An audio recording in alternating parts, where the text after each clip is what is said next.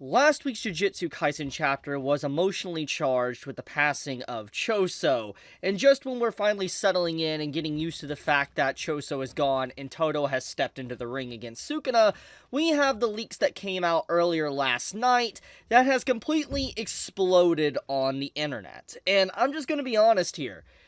The coping that the Jujutsu Kaisen community has had for months at this point, like, it's been 5 months, maybe longer, can be studied. Because that coping that Gojo's okay, Gojo is fine, Gojo is going to survive, Gojo's going to come back and face Sukuna, apparently, from what we can clearly see, thanks to what has came out with these leaks late last night, that seems to be the case. Gojo is somehow back.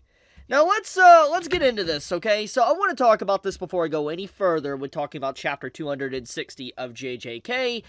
This chapter is everywhere. Like, it's legitimately insane just how many people are talking about Jujutsu Kaisen Chapter 260 before even the chapter is translated. And the last time I saw something like this, like, just so much conversation around a chapter, was when Gojo had his iconic moment where, you know, he went night-night, so to speak.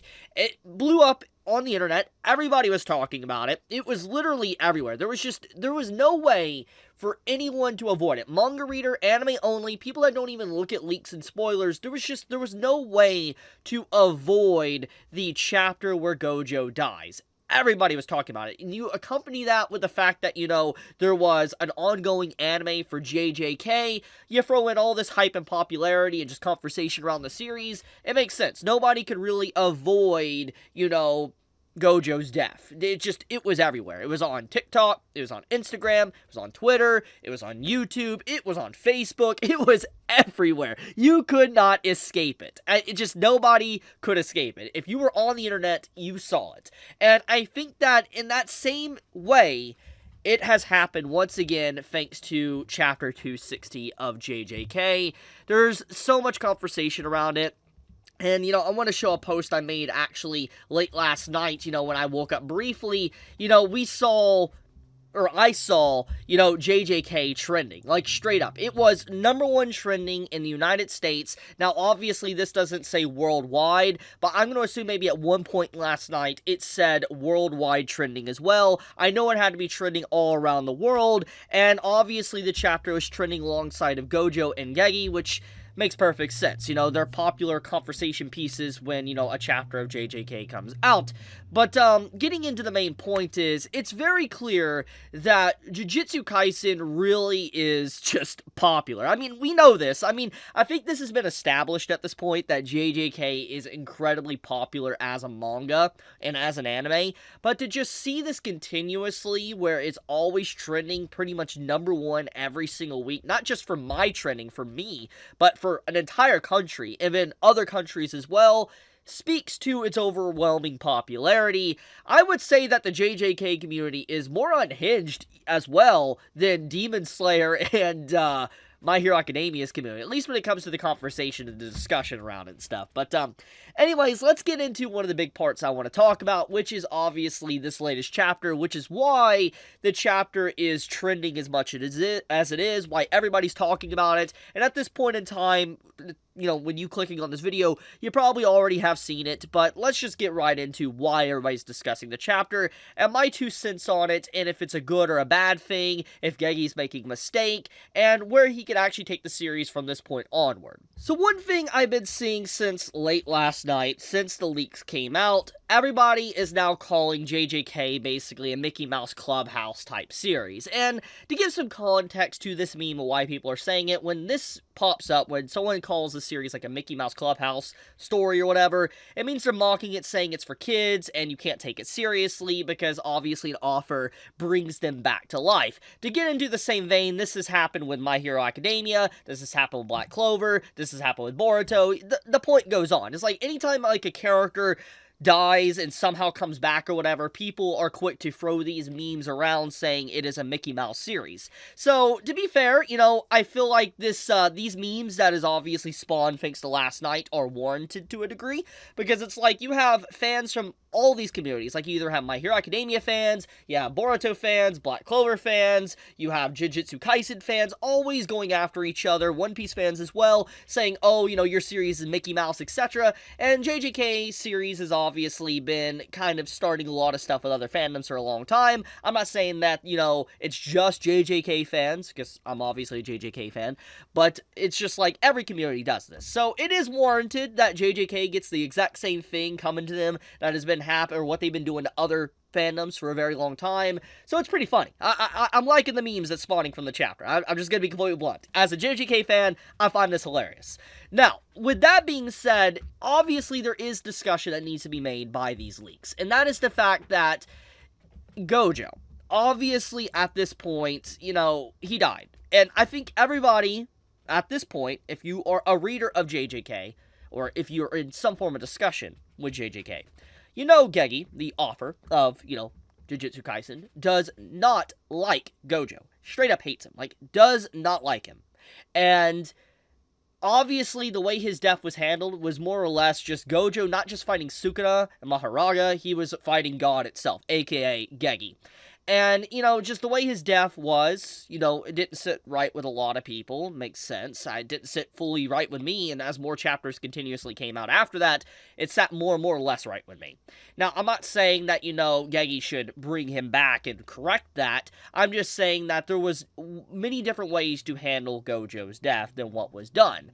But obviously, no matter what Gegi does, he's not going to satisfy everybody. That's the truth of the matter. But the thing is Gojo died. And at this point of what Gegi has shown us throughout the story, when characters die, they pretty much, for the most part, stay dead. They're gone. And, Gegi's not, it's not beneath him to just get rid of a character just for shock value. I mean, Chozo, last chapter, good example of this. Now, I'm not saying Chozo's death was just for shock value. There's a lot more to that than just shock value. There is some character growth and development there. I'm just saying that Gegi does like to kill off characters. And usually when he does, they're gone. I mean, let's look at, Nobara. Let's look at Nanami. Good examples here. So when you see this, and how apparently he is brought back, it does undermine previous decisions. It does lower the overall threat, so to speak, of Sukuna. Now, I'm not saying that's a bad thing, because, let's be honest, one of the biggest topics of the recent chapters of JJK has been Sukuna is just so overwhelmingly strong that it's just there's no way he could lose. So, lowering down his threat a little bit isn't necessarily a bad thing. Let's just be blunt. However, it's dependent on how it's handled from Gegi, how he writes that, if it's good or not. Now, let's talk about it. So, basically, if Gojo is alive, thanks to 260's cliffhanger for its chapter, the ghost that Sukuna saw is, in fact, truly Gojo, and not just an illusion or whatever. This means one or two things. Gojo is back, and he is about to wreck house against Sukuna, and Sukuna, I am curious to see how he would fight against Gojo, since Gojo's obviously had a lot more time to recuperate and, heal up a little bit in comparison to Sukuna, since he's been non-stop brawling for the last, 20 to 30 chapters. So, with all of that being, considered, if it is Gojo, Sukuna is about to... this might be the end. It might truly be the end of Sukuna. Now, let's go on another limb here, and I want to discuss something. I honestly, it's a little bit shocking to me that I haven't seen much conversation about it, and that is the fact that Gojo could be a cursed spirit, or Kinjaku. Now, I've seen the Kinjaku discussion a lot more than the cursed spirit discussion. I'll explain that one in a second, but it's very possible that Gojo, in the ending of 260, this ghost that Sukuna saw, could be Kinjaku just inhabiting Gojo's body, for whatever reason. I mean, that's what happens. Kinjaku's in his body. And that would be crazy. It would legitimately be insane seeing that. Just Kinjaku walking around in Gojo's corpse. He's done this, he's a body stealer and all that, we've seen this, thinking about that, it would make sense for Kinjaku to come in and do that, and then maybe fight Sukuna or something. It has definitely been done. Now, if that is not Kinjaku, and it isn't an illusion, it could be a cursed spirit. Now, I know what people are going to say instantly when I say this. It's not possible. Because obviously when someone uses a curse technique, CT, usually, a Jujutsu sorcerer, they cannot become a cursed spirit. Because, it's like they're, exorcised. They're gone. You can't turn into one. That's the whole reason of, cursed techniques, etc. But we got to think about how Gojo died. Gojo died in a way that was very unorthodox for Sukuna, and it's still up for debate exactly how Gojo died. Like, for instance, like if it was cleave, dismantle, etc.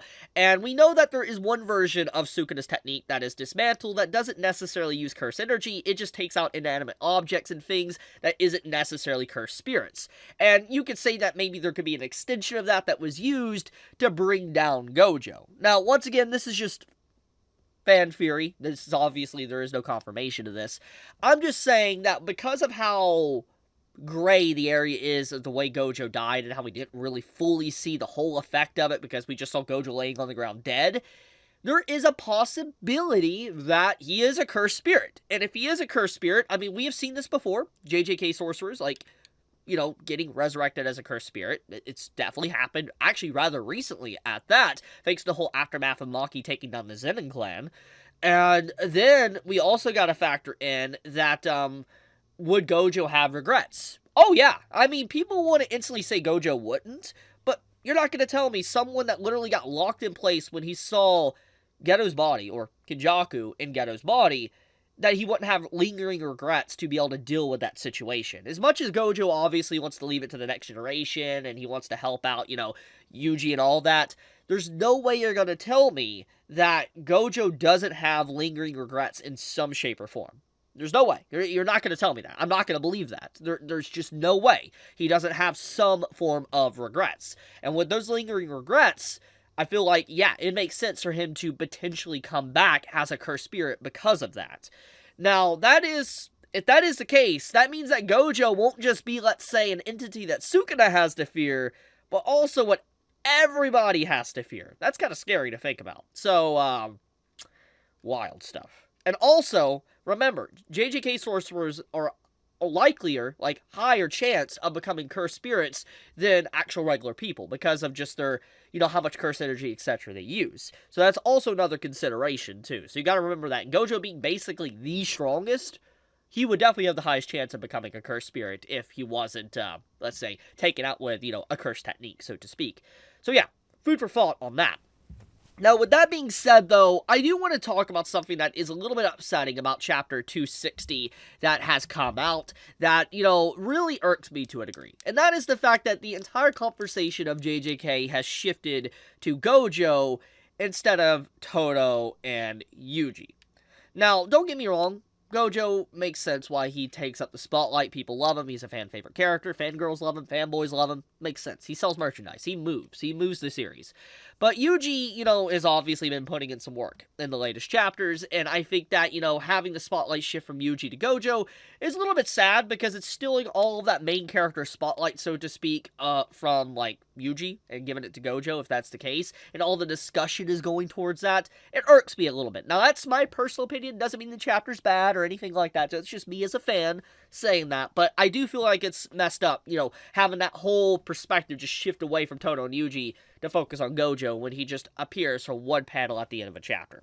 So, yeah, that is my 2 cents. But, yeah, Chapter 260 of JJK is absolutely nuts. It is exploding on the internet. Everybody's talking about it, and I was just like, okay, the leaks are already out. It's already out there. Everybody's talking about it. Let me talk about it as well.